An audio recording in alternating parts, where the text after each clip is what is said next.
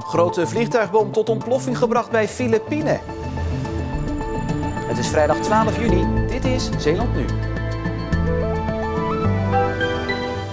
Vondst geheim gehouden vanwege coronamaatregelen. Viskwekerij binnen een jaar 3 keer zo groot. En is druppelirrigatie dé oplossing voor droge akkers? Goedenavond. Bij Filipijnen is vanmorgen een Engelse vliegtuigbom tot ontploffing gebracht. De bom is afgelopen weekend bij toeval gevonden door mensen die met een metaaldetector de grond aan het doorzoeken waren. De vondst werd tot na de ontploffing geheim gehouden om nieuwsgierige mensen te kunnen weren. En zo ging de bom iets voor 12 uur de lucht in. Maar daar ging een hele ochtend aan voorbereidingen aan vooraf. De bom hebben we uit de locatie gehaald waar we hem veilig hebben gesteld. Nu gaan we hem daar plaatsen in wat u achter mij ziet, dadelijk de vernietigingslocatie die we hebben voorbereid samen met de aannemer.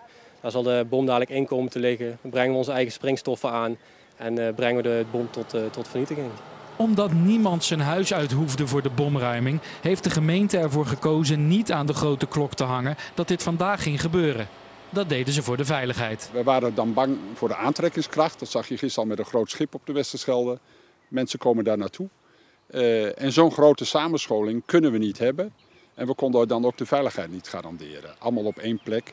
Dus uit corona, maar ook uit veiligheid. Maar niet omdat we het onder de pet wilden houden. Voordat de bom tot ontploffing wordt gebracht, worden eerst alle wegen en paadjes in de directe omgeving afgezet. En dan is het zover, na uren van voorbereidingen. Let op, detonatie in 3, 2, 1. De vliegtuigbom van 500 pond had bij een ongecontroleerde ontploffing bomscherven tot 2 kilometer in het rond kunnen blazen. Die scherven zijn nu door de berg zand opgevangen. Het is allemaal top gegaan. Iedereen ziet eigenlijk aan de uitworp die hij heeft gegeven dat hij behoorlijk binnen is gebleven. En een kleine uitworp naar buiten heeft gehad. En dat is eigenlijk een positief resultaat en eigenlijk wat wij voor ogen hadden. Kingfish Zeeland gaat fors uitbreiden. De Zeeuwse vestiging moet flink gaan groeien. Binnen een jaar moet die locatie 3 keer zo groot zijn. Onderaan de Zeelandbrug op Noord-Beveland is het bijna niet te missen. Visbedrijf Kingfish gaat uitbreiden. We zijn het totale productie aan het verdubbelen met deze uitbreiding. Dus we gaan van 500 ton naar 1000 ton toe. En daarna zal op de plek waar wij nu staan een verwerking, een verpakkingsruimte worden gebouwd. En achter ons een vergroting, een tweede stap, een vergroting van de kwekerij. En dan gaan we nog een keer verdubbelen. Het bedrijf gaat binnen 2 jaar 3 keer zoveel vis kweken in Zeeland. Een flinke stap, maar Kingfish kijkt alweer verder vooruit. De vis is populair in het zuiden van Europa en de kans is groot dat er daar een fabriek bij komt. Uiteindelijk wil je de transportbewegingen terugbrengen. En deze kwekerijen die lenen zich er juist uitstekend voor om op een plek dicht bij de markt gebouwd te worden. En die markt zit ook in de Verenigde Staten. Daar gaat Kingfish een fabriek bouwen die nog veel groter is dan de Zeeuwse. In de VS moet jaarlijks 6000 ton gekweekt worden. Vanwege de coronacrisis draait dat project wel even wat langzamer. Amerika is op dit moment, we reizen niet, dus we zijn er ook een tijdje niet geweest. We hebben wel een aantal mensen daar op de grond die al voor ons aan het werk zijn. En uiteindelijk verwachten wij dat over een jaar, 2 jaar de zaak wel stabiliseert. Hier achter me wordt dus in de toekomst ongeveer 200 ton kingfish per jaar gekweekt. En wat is er nou zo bijzonder aan die tonijnachtige kingfish die op land gekweekt wordt? We vragen het aan chefkok Mart Scherp. Je proeft gewoon dat dit een hele zuivere vis is met zonder een grondsmaak. En dat maakt het ook wel gewoon heel mooi product. Plus dat natuurlijk de zeeën overbevist raken en dat dit gewoon een goed duurzaam alternatief is voor de overbevissing. Heel vroeger serveerden we tonijn, maar dat tonijn wordt dan bedreigd en dan is dit gewoon een heel mooi alternatief. De eerste fase van de uitbreiding met Kingfish moet eind dit jaar klaar zijn.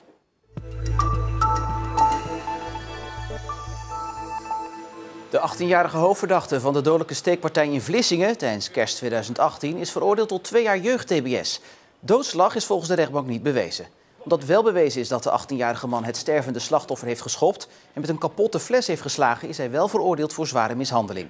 De uitspraak is gelijk aan de eis. Het OM had ook geëist dat de verdachte in totaal €35.000 smartengeld aan de familie van het slachtoffer moest betalen, maar die eis is afgewezen.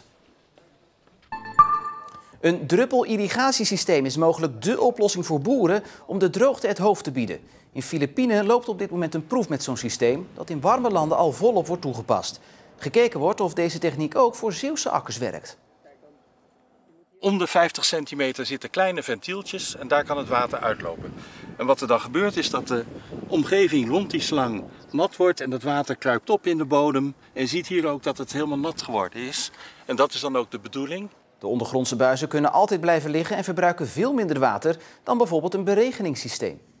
Per uur maar een paar kubieke meter onttrekt, terwijl die spuithaspel iets van 40, 50, 60 kubieke meter per uur onttrekt. En daarmee dus veel harder zuigt aan die zoetwaterbel.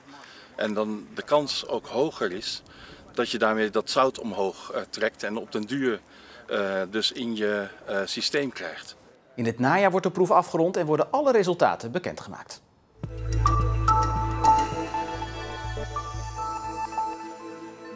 Werken aan je Nederlands en tegelijkertijd op zoek naar vrijwilligerswerk of een echte baan. Dankzij een lesprogramma van Stichting Taat, voor mensen die moeite hebben met onze taal, is dat mogelijk. Zoals voor Ala Darkazenli.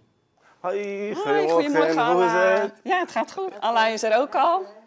Hoi Kitchen. Goedemorgen. Hoi. We gaan eerst even vragen, welke dag is het vandaag? Ik kom hier leren een nieuwe taal. Ik ga naar school. Ik begrijp 50% ongeveer in Nederland. Ja, het is hartstikke moeilijk om het te leren. En het gaat erom, je moet de woorden kennen, je moet de werkwoorden kennen. En met die werkwoorden en die woorden, als je dat een beetje kent, dan kan je wel een eindje komen. Jij wilt chauffeur zijn? Ja, een chauffeur. Ja. Ik heb rijbewijs. Een Nederlands rijbewijs. Heel goed. En jij wilt chauffeur zijn? Ja. Nou, welkom bij de Kledingbank, Ala. Hi. Dag, ik ben Mariska. Ik ben Ala. We zijn heel blij dat je bij ons wil komen werken. Ja. Ja, soms dan moeten we bijvoorbeeld... De taal is de sleutel om je leven op te kunnen bouwen, om aan het werk te kunnen komen in datgene waar je eigenlijk het liefst in wil werken.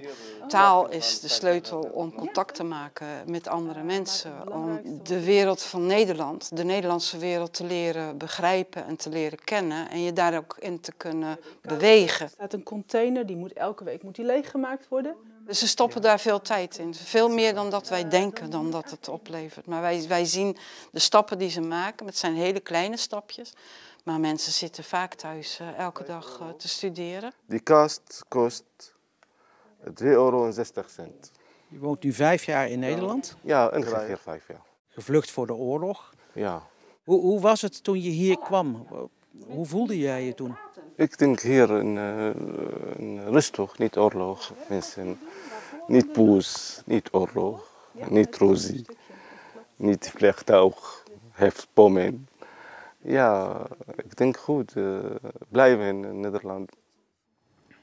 En we sluiten af met Stefan Dana. Stefan, wat viel je op in het nieuws van vandaag? Ik wil beginnen met een waarschuwing. Want ben je van plan een duik te nemen in het Veersemeer? Let dan even op, want daar zijn een groot aantal hoeveelheid Japanse kruiskwallen gevonden. Meer dan normaal.